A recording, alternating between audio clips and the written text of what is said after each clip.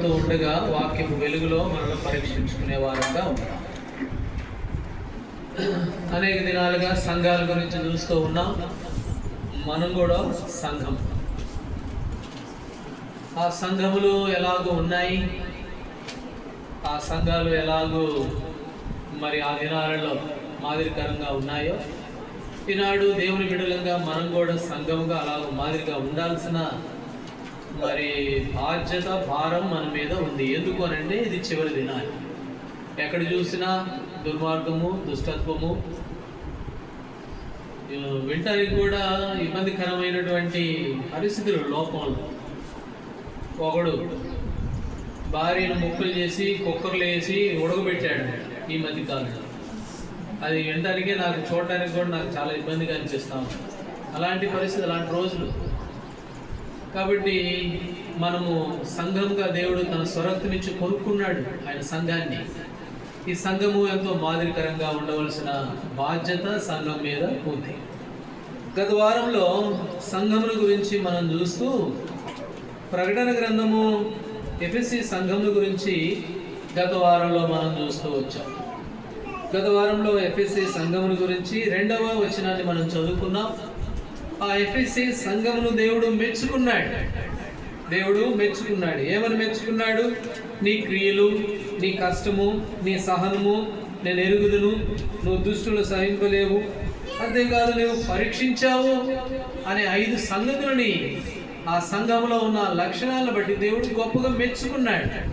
నీ క్రియలు ఎంత బాగున్నాయి, నువ్వు కష్టపడే సంఘానివి, సోములు కాదు, చాలా సహనం కలిగిన సంఘం నువ్వు దుష్టత్వము, అక్రమమును నువ్వు సహించవు, అంతేకాదు ఆ వాక్యమును పరీక్షిస్తావు, పరిశోధిస్తావు, ఆ ప్రకారం నడుచుకుంటావు అని దేవుడు కొన్ని విషయాలు ఆ సంఘమును గురించి మెచ్చుకుంటూ వచ్చాడు. ఎఫెసీ సంఘమును. అయితే మనలో కూడా మంచి లక్షణాలు ఉన్నాయి. ఒకవేళ లేకపోతే ప్రభు దగ్గర క్షమాపణ పొందాం గత వారంలో. అయితే ఇప్పుడు మెచ్చుకోలే కాదు, ఈ ఎఫెసీ సంఘములో ఉన్న బలహీనతను కూడా దేవుడు తెలియపరుస్తూ ఉన్నాడు. ఒకవేళ ఈ బలహీనతే కనుక మన జీవితాల్లో కనుక ఉంటే ఇదే మిక్కిలి అనుకూలమైన సమయం కనుక ప్రభు దగ్గర క్షమాపణ పొందే వారంగా మనం ఉంటాం. ప్రకటన గ్రంథము 2వ అధ్యాయము 4వ వచనాన్ని చదవండి. అందరము కలిసి చదువుకుంటాం. ప్రకటన గ్రంథము 2వ అధ్యాయము 4వ వచనం. అయినను మొదట నీకుండిన ప్రేమను నీవు వదిలితవని నేను నీ మీద తప్పు ఒకటి మోపవలసి ఉన్నది. ఇప్పుడు 2వ వచనము 3వ వచనములో ఆ సంఘాన్ని మెచ్చుకున్నాడులే కానీ ప్రభు.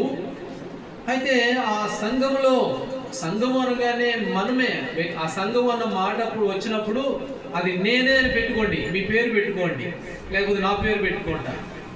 కాబట్టి ఈ సంఘముల గురించి దేవుడు అంటున్నాడు, నీ మీద తప్పు కూడా మోపాల్సి ఉంది. అన్నీ బాగానే ఉన్నాయి, కష్టపడుతున్నావు, శ్రమ పడుతున్నావు, సహనం ఉంది, క్రియలు ఉన్నాయి, మంచి క్రియలు ఉన్నాయి, అన్నీ బాగానే ఉన్నాయి. కానీ ఒక తప్పు నీ మీద మోపాల్సి ఉంది. ఏమిటి అని అంటే, నీవు మొదటి ప్రేమను విడిచిపెట్టావు. అంటే ప్రేమ లేదని కాదు, ప్రేమ పూర్తిగా పోయింది అని కాదు. ఆరంభంలో ఉన్న ప్రేమ నీకు లేదు, ఆరంభంలో నీకున్నటువంటి ఆ చురుకు లేదు, ఆరంభంలో నీకున్నటువంటి ఆ యొక్క ఆ దేవుని మీద, ఆయన మీద ఉన్నటువంటి సంఘం మీద, ఆయన మీద ఉన్న ప్రేమ పోయింది, రాను రాను పోయింది. కాబట్టి మొదటి ప్రేమను నీవు వదిలితివి అనే తప్పు నీ మీద మోపవలసి ఉన్నది అని ప్రభు. అంటే ప్రేమ లేదు అని అంటే ప్రేమ అయిపోయిందని కాదు. యోహాను సువార్త 21వ అధ్యాయంలో పేతురుని ప్రభువు ఒక మాట అడిగాడు. పేతురుని ఒక మాట అడిగాడు. 17వ వచనంలో 3 సార్లు అన్నాడు ఆ మాట. ఏమన్నాడు?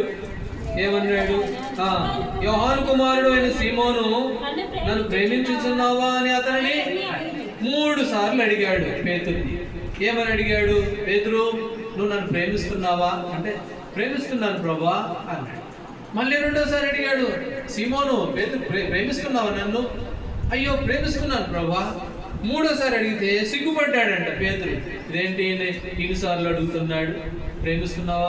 ప్రేమిస్తున్నాను కదా అన్నాడు. అయితే అయితే ఎందుకు ప్రభు పేతురు ఆ మాట అడిగాడు అని అంటే, రండి యోహాను సువార్త 13వ అధ్యాయంలో పేతురు యోహాను ఒక మాట అన్నాడు. ఆరంభంలో యేసు ప్రభువారిని గురించి ఆరంభంలో ఒక మాట చెప్పాడు. యోహాను సువార్త 13వ అధ్యాయము 37వ వచనం. అందుకు పేతురు, ప్రభువా నేనెందుకు ఇప్పుడు నీ వెంట రాలేను, నీ కొరకు నా ప్రాణము పెట్టుదనని ఏమన్నాడు పేతురు.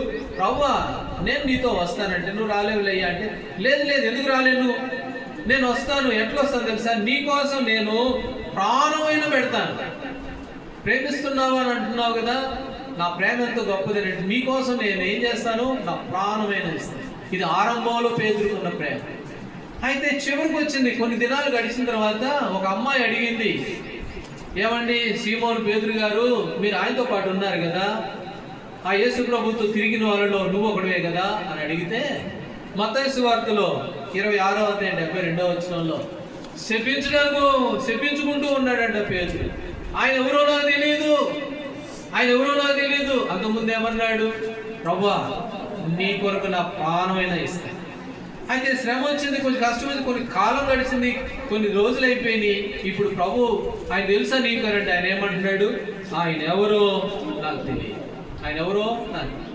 అక్కడ ప్రేమ లేదని కాదు, ఉందిలే, కానీ ఏమైపోయింది, మొదట నీకున్న ప్రేమను విడిచిపెట్టాడు.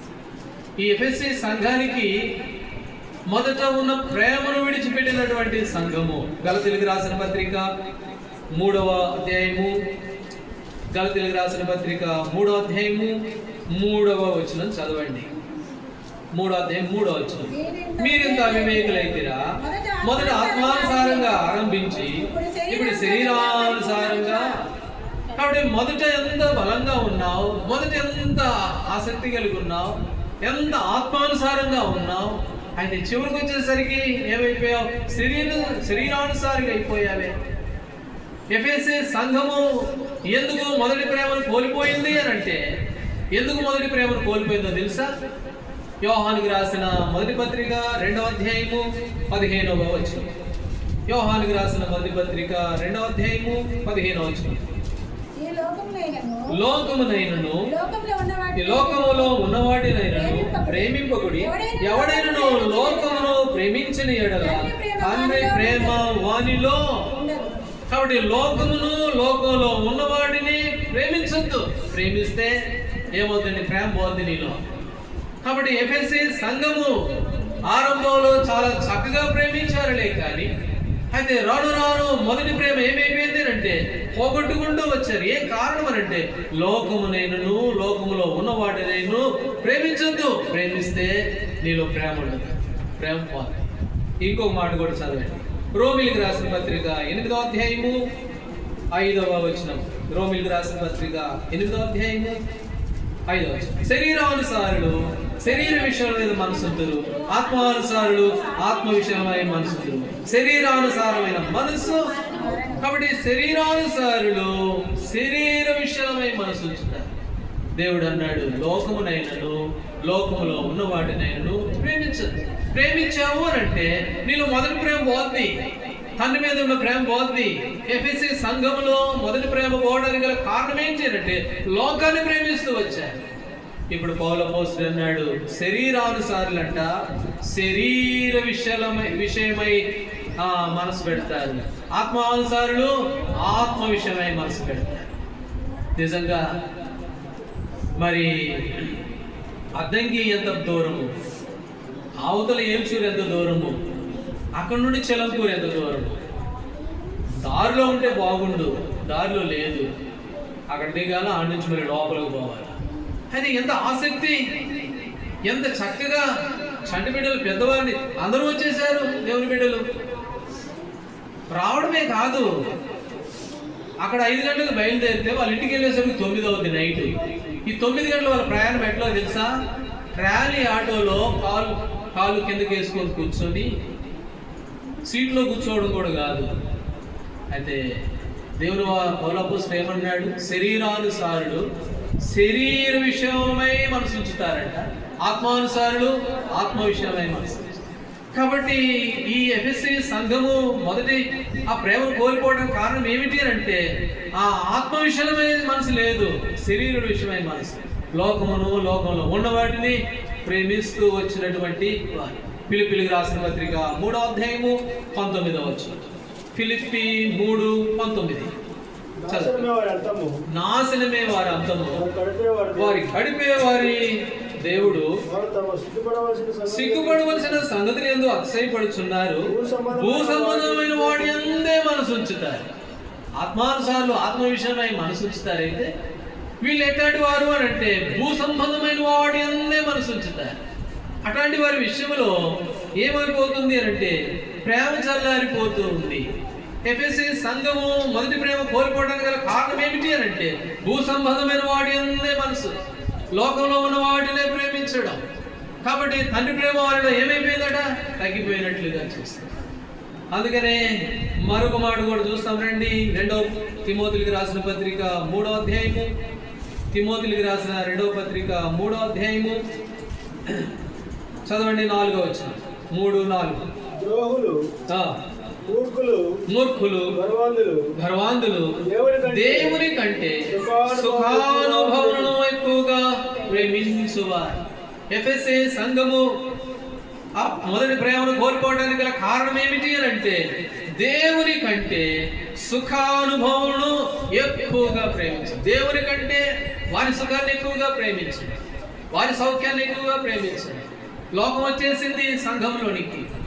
ఆ సంఘము ఏమైపోయింది, మొదటి ఎంత ఆరంభంలో ఎంత చక్కటి ప్రేమ కలిగిన వారు, ఎంత చక్కగా ప్రభుని ప్రేమిస్తూ వచ్చారు, ప్రభుని ఎంత ఘనపరుస్తూ వచ్చారు. అయితే రాను రాను సిమోను వలె దూరం అయిపోవడానికి కారణం ఏంటి అంటే దేవుని కంటే ఎక్కువగా ఏం చేస్తూ వచ్చారట, ఆ వారి సుఖాన్ని చూస్తూ వచ్చారు. అందుకని ఆ పౌలపోస్తుడు మాట్లాడు, శరీరానుసారులు భూ సంబంధమైన వాడి అందే మనసు ఉంచుతారు.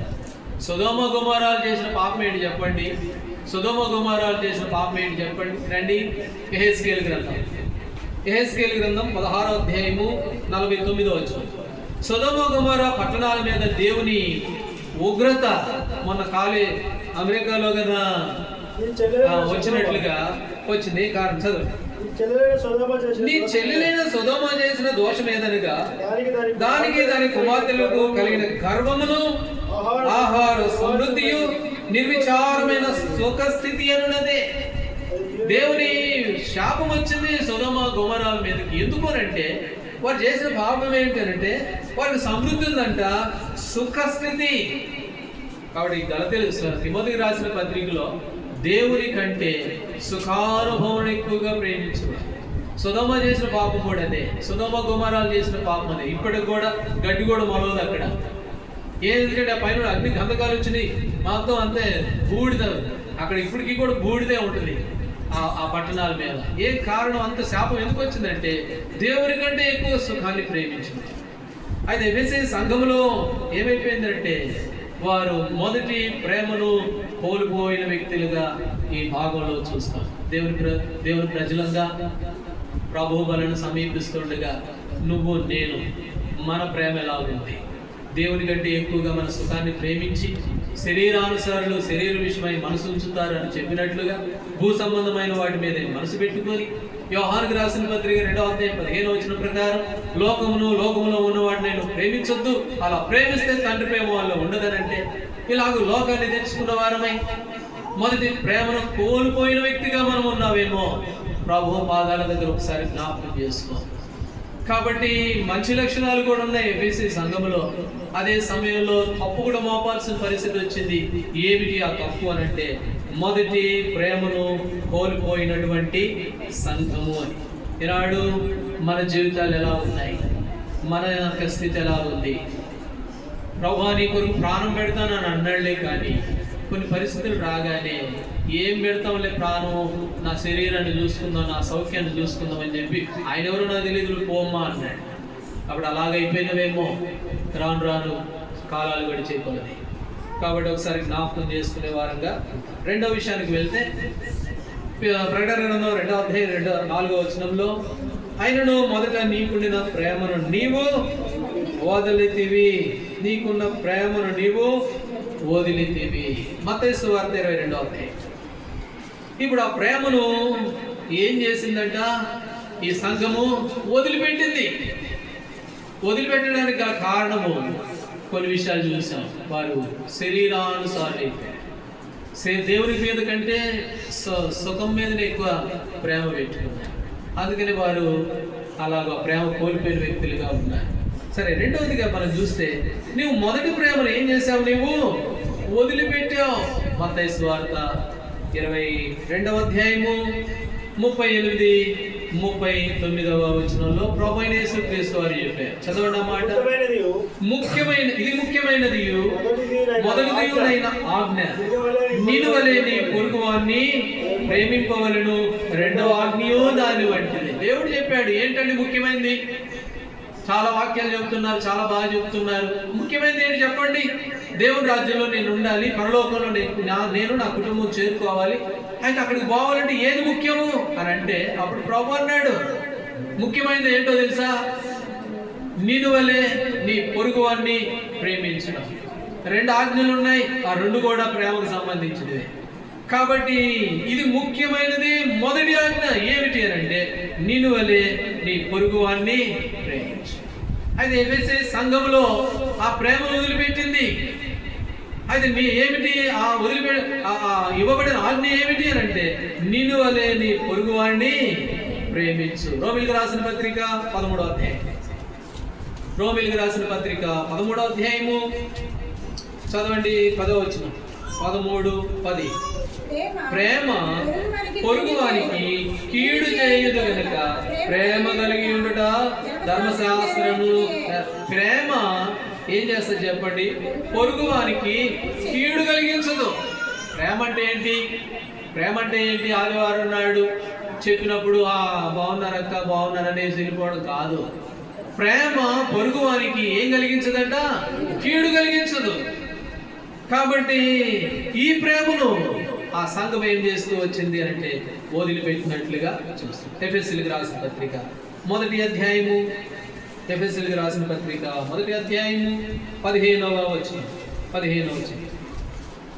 ఈ హేతు చేత ప్రభువైన యేసునందరి మీరు విశ్వాసమును కూర్చు పరిశుద్ధులందరి ఎడల మీరు చూపుచున్న విశ్వాసమును కూర్చు పరిశుద్ధులందరి ఎడల మీరు చూపుచున్న విశ్వాసము.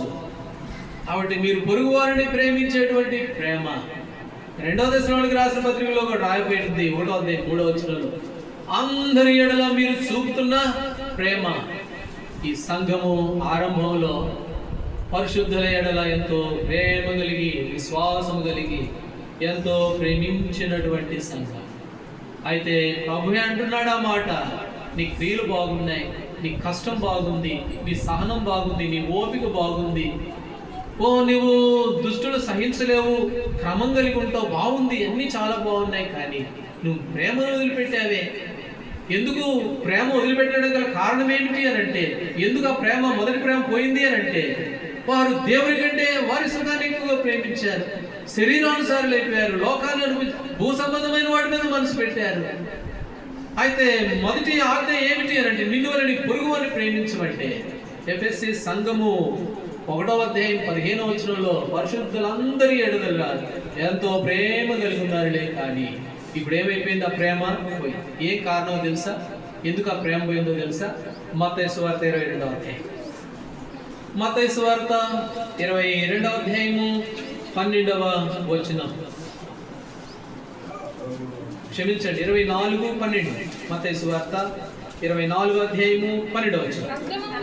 అక్రమము విస్తరించుట చేత అనేకుల ప్రేమ ఎందుకు చల్లారిపోయిందండి? ఎఫెసీ సంఘంలో ప్రేమ వదిలిపెట్టావని అంటున్నారు కదా.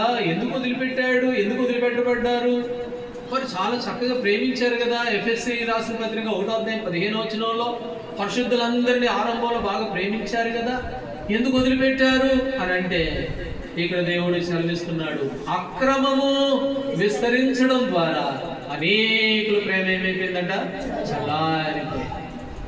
పౌలు అపోస్తలుడు కొరింథీయులకు రాసిన మొదటి పత్రిక 13వ అధ్యాయంలో అన్నాడు, పండల్ని మిగిలించే విశ్వాసం నాకున్నా, ఇంకా గొప్ప గొప్ప కార్యాలు నేను చేసేంత గొప్ప విశ్వాసము పరిశుద్ధత ఇవన్నీ నాకున్నా, అక్కడ ఏమన్నాడు చెప్పండి? ప్రేమ లేని వాడనైతే నేనెవరిని? వ్యర్థుడనే, ఉపయోగం లేని వాడినే, నిష్ప్రయోజనమైన వాడినే. ఎన్నో సంవత్సరాల నుంచి దేవుని మందిరానికి వస్తున్నా, దేవుని మంది కనపరుస్తున్నా, కానీ ఎన్ని చేసినా, ఎంత విశ్వాసం ఉన్నా, ఎంత పరిశుద్ధత ఉన్నా, ఎంత చక్కటి క్రమం కలిగి ఉన్నా సరే ప్రేమ లేకపోతే నేను ఎవరిని అంటే వ్యర్థుడనే. కాబట్టి సంఘము ఈ ప్రేమను ఏం చేస్తూ వచ్చింది అని అంటే వదిలిపెట్టి. అంటే దేవుడు ఒక మాట చెప్పాడు, సరే ఏదో అలా పొరపాటు జరిగిందిలే, కానీ దేవుడు వాక్యంలో ఒక మాట చెప్పాడు. యోహానుకి రాసిన మొదటి పత్రిక రండి 3వ అధ్యాయము 10వ వచనం. యోహానుకి రాసిన మొదటి పత్రిక 3వ అధ్యాయము 10వ వచనం. తన సహోదరుని ద్వేషించువాడు నరహంతకుడు, ఏ నరహంతకుని యందును తన సహోదరుని అది కాదు 10వ వచనం. యోహానుకి రాసిన మొదటి పత్రిక 3వ అధ్యాయం 10వ వచనం. దీనిని బట్టి దేవుని పిల్లలు ఎవరో వారి పిల్లలు ఎవరో తేటబడును. నీతిని జరిగించని ప్రతి వాడును, తన సోదరుని ప్రేమింపని ప్రతి వాడును దేవుని సంబంధులు కారు. ఇందులో ఇక మొహమాటమే లేదు, దేవుడు ఖచ్చితంగా చెప్పేశాడు. తన సహోదరుని ప్రేమింపని ప్రతి వాడు దేవుని సంబంధి ఎంత మాత్రము కూడా. అప్పుడు అన్నాడు, రాజు కుడివైపు కూర్చున్న వారిని చూసి లేక ఎడవైపు ఉన్న వారిని చూసి ఏమన్నాడు? అపవాదికిని వారి పిల్లలకు సిద్ధపరచబడిన ఆ నిత్యాగ్నిలోకి పోండి అని అన్నాడు. దీన్ని బట్టి అర్థమైపోతుంది దేవుని పిల్లలు ఎవరో, అపవాది పిల్లలు ఎవరు. అపవాది పిల్లలు ఎవరంట? తన సహోదరుని ప్రేమించిన ప్రతి వాడు దేవుని సంబంధి కాడు, అపవాది పిల్లలే. కాబట్టి మనం పరీక్ష చేసుకోవాలి, నేను నువ్వు దేవుని పిల్లలమేనా లేక అపవాది పిల్లలంగా మార్చబడుతున్నాను అని. ఎఫెసీ సంఘము ఆ మొదటి ప్రేమను విడిచిపెట్టే సంఘం. అయితే ఒకవేళ నువ్వు అలాగ ప్రేమను వదిలిపెట్టున్నట్లయితే దేవుడు మరొక చక్కటి మార్గం చెప్తున్నాడు. మనకు ఒక చక్కటి మార్గం చెప్పాడు. ఏంటో తెలుసా? యాకోబు రాసిన పత్రిక 2వ అధ్యాయం. యాకోబు రాసిన పత్రిక 2వ అధ్యాయము 8వ వచనం. మెట్టుకు నీ వలె పొరుగువాని ప్రేమించుమను లేఖములో ఉన్నట్టి ప్రాముఖ్యమైన ఈ ఆజ్ఞను మీరు నెరవేర్చిన ఎడల బాగుగానే ప్రవర్తించిన వారు. ఒకవేళ ఇప్పుడు దాకా నెరవేర్చలేదేమో, కానీ అయితే ఇక నుంచి నీవు దాన్ని నెరవేర్చితే నిన్ను వలె నీ పొరుగు అని ప్రేమించడం, ఈ ఆజ్ఞను కనుక నీవు నెరవేరిస్తే నీవు బాగుగానే ప్రవర్తించిన వాడు అవుతావు. వదిలిపెట్టిన వాడు కావు నీ మొదటి ప్రేమను కోల్పోయిన వాడు కావు, నువ్వు బాగుగానే ప్రవర్తించిన వ్యక్తి అయిపోతావు. కాబట్టి ఈ సమయంలో మనం ఎలాంటి వారంగా, దీనిని బట్టి అర్థమైపోతుందంట దేవుని పిల్లలు ఎవరో అపవాది పిల్లలు ఎవరో, మనం ఎలాంటి వారు. మొదటి ప్రేమ ఈ ఎఫెసీ సంఘం. కాబట్టి మొదటి ప్రేమను కోల్పోయింది. కారణము 2 విషయాల్లో. ఒకటి, దేవుని కంటే ఎక్కువ సుఖాన్ని ప్రేమించారు. రెండోది, అక్రమము విస్తరించడం ద్వారా ప్రేమ చల్లారిపోయినట్లుగా. సరే, 3వ విషయానికి వెళ్తే ప్రకటన గ్రంథము 2వ అధ్యాయము. ఈ 3వ మాట చెప్పి నేను ముగిస్తాను. 4వ వచనం. ఆయనను మొదట నీకు ప్రేమను నీ వదిలితవని నేను నీ మీద తప్పు ఒకటి మోపవలసి ఉన్నది. నేను నీ మీద ఒక తప్పు మోపాల్సి వస్తా ఉంది. ఏమి చాలా తప్పు అని అంటే నువ్వు మొదటి ప్రేమను వదిలిపెట్టావు. కాబట్టి ఎఫెసీ సంఘమా, నువ్వు మొదటి ప్రేమను వదిలిపెట్టావు, అదే నీ మీద నేను పెట్టే తప్పు. కాబట్టి నీవు దేవుని కంటే సుఖాన్ని ఎక్కువగా ప్రేమించావు. శరీరానుసారులు శరీర విషయమై మనసుంచినట్లు భూ సంబంధమైన మీదనే మనసుంచావు.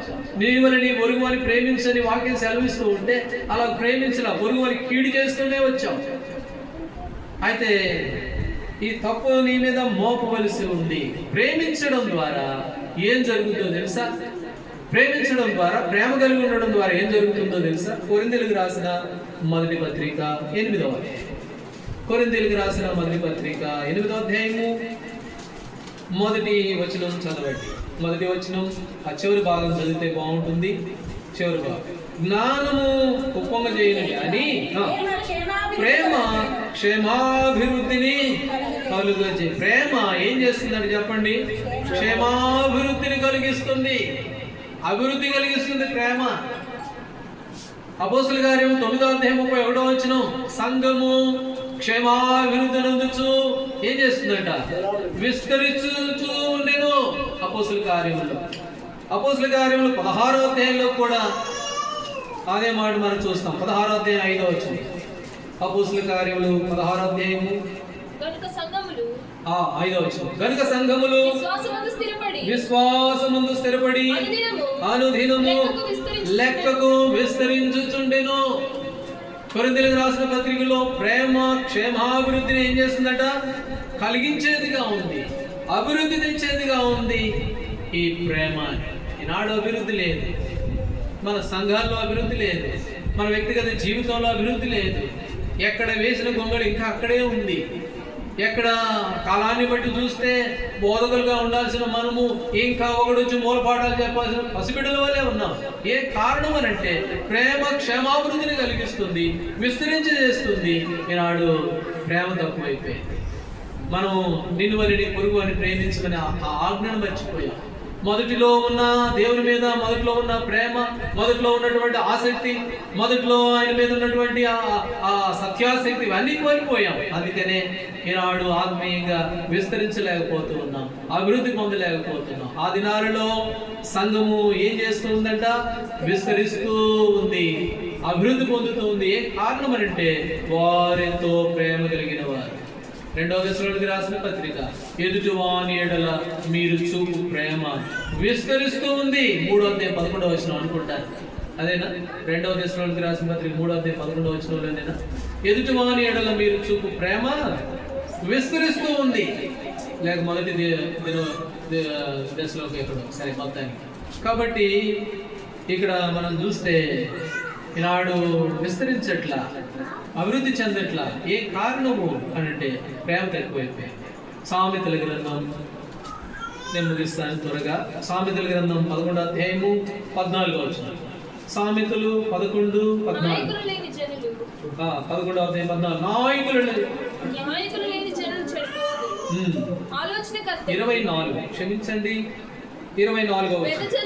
వెదజల్లి అభివృద్ధి పొందిన వారు కలరు, తగిన దానికన్నా తక్కువ ఇచ్చి లేమికి వచ్చేవారు. కాబట్టి అభివృద్ధి క్షేమాభివృద్ధి, ప్రేమ క్షేమాభివృద్ధి కలిగి చేయను. ఎట్లా అభివృద్ధి వస్తుందనంటే వెదజల్లి అభివృద్ధి పొందిన వాళ్ళు కలరంట. అయితే తగిన దానికంటే తక్కువ ఇచ్చి లేమికి వచ్చిన వారు. లూకాసు వార్తలో ఆ మాట ప్రభు అన్నాడు. రెండో మాట కూడా చదువుతాం. 6వ అధ్యాయము 26వ వచనం. లూకాసు వార్త 6వ అధ్యాయము 26వ వచనం చదువు. 6వ అధ్యాయం 26వ వచనం. మనుషులందరూ మిమ్మల్ని కొనియాడినప్పుడు 38వ వచనం. 6:38. క్షమించుడి, అప్పుడు మీరు క్షమింపబడుదురు, ఇయుడి అప్పుడు మీకు ఇయ్యబడును. అణిచి కుదించి దిగజారునట్లు నిండు కొలతను మనుషులు మీ ఒడిలో కొలుతురు. మీరు ఏ కొలతతో కొలుతురో ఆ కొలతతోనే మీకు. కాబట్టి అభివృద్ధి పొందిన వాళ్ళు కూడా కలరు. ఎట్లా వస్తుంది అభివృద్ధి అని అంటే వెదజల్లి అభివృద్ధి పొందిన ప్రేమ క్షమాభివృద్ధిని కలిగిస్తుంది. కాబట్టి ఈ అభివృద్ధి ఎలా పొందుకోగలము అంటే ఏ కొలతతో కొలుస్తావో ఆ కొలతతోనే. ఇంకొక మాట చెప్పి నేను ముగిస్తాను. రండి కొలస్సీలకు రాసిన పత్రిక 2వ అధ్యాయము 7వ వచనం. 2:7. 2వ అధ్యాయము 7వ వచనం. కావున మీరు ప్రభువైన యేసుక్రీస్తును అంగీకరించిన విధముగా ఆయనను వేరు పారిన వారి ఇంటి వలె ఉండబడుచు, మీరు నేర్చుకున్న ప్రకారం విశ్వాసమందు స్థిరపరచబడుచు, కృతజ్ఞతాస్తుతులు చెల్లించుటయందు విస్తరించుచు ఆయన యందుండి. కాబట్టి కృతజ్ఞతాస్తుతులు చెల్లించుటయందు విస్తరించుచు అభివృద్ధి చెందుతూ బలపడుతూ. కాబట్టి ఎఫెసీ సంఘము వారు ఒకటి క్షేమాభివృద్ధిని కోల్పోయారు, ప్రేమను విడిచిపెట్టారు. ఆరంభంలో ఎంత ప్రేమ ఉంది, దేవుడు అంటే ఎంత ఆసక్తి ఉంది, ఆ మొదటి ప్రేమను వదిలిపెట్టారు. అందుకనే ప్రభు అన్నాడు, నీ మీద ఒక తప్పు నేను పెట్టాలని చూస్తున్నా. ఏమిటి ఆ తప్పు అని అంటే అన్ని బాగానే ఉన్నాయిలే కానీ నీ జీవితంలో అయితే ప్రేమనే ప్రాముఖ్యమైనది. అదే మొదటిది, అదే ముఖ్యమైనది అదే, దాన్నే విడిచిపెట్టేశావు. ఆ ప్రేమగా వదిలిపెట్టావు నువ్వు. నిన్ను వల్ల నీ పొరుగు వారిని ప్రేమించమంటే, కాబట్టి నువ్వు ప్రేమించలేక ఆ ప్రేమను వదిలిపెట్టావు. దీన్ని బట్టి అర్థమైపోతుంది నువ్వు దేవుని సంబంధమా అపవాది సంబంధమా. అపవాదికి నీ వారి దూతలను సిద్ధపరిచిన ఒక స్థలం ఒకటి ఉంది, దానికి మనం వెళ్ళకూడదు అనేది దేవుడి ఉద్దేశం. అందుకనే ప్రభువు అంటున్నాడు, ఇక నుంచైనా ప్రేమ కలిగి ప్రవర్తించు, బాగుగానే ప్రవర్తిస్తావు. ఆ వాక్యమును అనుసరించి, ఆజ్ఞను అనుసరించు, యాకోబు రాసిన పత్రికలో, అప్పుడు బాగుగానే ప్రవర్తించిన వారం అవుతామంట. కాబట్టి ఈ తీర్మానానికి వద్దాం. నిజమే ప్రభువా, ఆరంభంలో ఎంతో ప్రేమ కలిగి ఉంటుంది. ఆ ఎఫెసీ సంఘం అని నేను కూడా ఎంత చక్కగా మిమ్మల్ని సేవిస్తూ వచ్చాను, ఎంత క్రమంగా ఉన్నాను. అయితే నా జీవితంలో లోకాన్ని ప్రేమించాను. లోకములో ఉన్నదాన్ని దేన్ని ప్రేమించద్దని మీరు చెప్పారులే, కానీ అయితే నేను దాన్ని ప్రేమించాను. ఆత్మానుసారం, ఆత్మ విషయమై మనసులు పెడతారు. నా మనసంతా శరీరానుసారం అయిపోయాను కాబట్టి శరీరం విషయమై మనసు పెట్టాను. ఆత్మ విషయమై మనసు పెట్టలేదు. ఆత్మ సంబంధమైన కార్యాలు నేను గ్రహించలేకపోతూ వచ్చాను. భూ సంబంధమైన వాటి మీదనే మనసు పెట్టాను. అందుకని ఫిలిప్పీయులకు రాసిన పత్రిక 3:19 అన్నాడు, వారి కడిపేవారి దేవుడు అయిపోయాడంట. ఏమంటే ఏం తిందుమా, ఏం త్రాగుదుమా. కాబట్టి భూ సంబంధమైన వాటి మీదనే మనసు పెట్టి నా ప్రేమను కోల్పోయాను. నేను ఆత్మీయంగా నష్టపోయాను. ఇది చివరి గడియ, చివరి దినాలు. ఈ దినాల్లో నేను అనేకులు మాదిరికరంగా ఉండాలనేది మీ సంకల్పం. అందుకనే నన్ను మీ సన్నిధిలోకి తెచ్చారు. హాజరు కావాలని చెప్తున్నారు మీ మందిరంలో. నన్ను అందరికీ ఐగుప్తుల నుంచి విడిపించారు, ఇనపకులంలో నుంచి తప్పించారు, వేటగాని ఊరిలో నుండి తప్పించారు. నేనేదో గొప్ప పక్షినని కాదు, ఎరుకువాని చేతిలోని పక్షి తప్పించుకున్నట్లుగా తప్పించుకున్నామంట. సామాన్యంగా వేటగాడి చేతిలో పెడితే తప్పుద్ది, గురి తప్పుద్దా? ఒకసారి దొరికిన తర్వాత తప్పుద్దా? దొరకదు, తప్పు. కానీ అట్లా తప్పించబడ్డాం. ఎందుకంటే మనమేది గొప్ప పక్షిని కాదు, గొప్ప మంచి వ్యక్తులమని కాదు. ఎందుకనంటే ఎఫెసీ సంఘము ఆరంభంలో ఉన్నట్లుగా ఉండాలని, అనేకులు మాదిరికరంగా ఉండాలి. అందుకనే దేవుడు మన కొరకే తగ్గించుకున్నాడు, మన కొరకే ప్రాణం పెట్టాడు. దుర్దశలో అటువాడు నిజమైన స్నేహితుడు మన ప్రభువు. మన కొరకే ప్రాణం పెట్టినటువంటి దేవుడు. ఈనాడు మనం ఎలాంటి వారంగా ఉన్నాం. ఈ ఎఫెసీ సంఘములో 3 అనుభవాలు చూసాం. మన వ్యక్తిగత ఆత్మీయ జీవితంలో మన అనుభవాలు ఎలా ఉన్నాయి ఒకసారి పరీక్ష చేసుకుందాం. అవిధేయతలు అయితే ప్రభు దేవుని వాక్యంలో రాయబడింది, అతిక్రమంలో దాచిపెడితే వర్ధిల్లడంట, అభివృద్ధి చెందడంట. వాటిని ఒప్పుకొని విడిచిపెట్టేవాడు కనికరించబడతాడు, వర్ధిల్లుతాడు. కాబట్టి అలాగూ ప్రేమ కలిగి మనమును మన ముందున్న దినాలలో అనేకులు మాదిరికరంగా ఎఫెసీ సంఘము ద్వారా మనకు నేర్పించబడుతూ ఉండగా అలా నేర్చుకున్న వారినై మనమును శాలేములో ఒక గొప్ప మంచి సంఘంగా, అనేకులు మాదిరికరమైన సంఘంగా, ప్రేమ కలిగిన సంఘంగా మనము సిద్ధపరచబడే వారంగా ఉన్నాం. దేవుడు ఆ విధంగా మనకు సహాయపడుగా చిన్న ప్రార్థన చేస్తాం.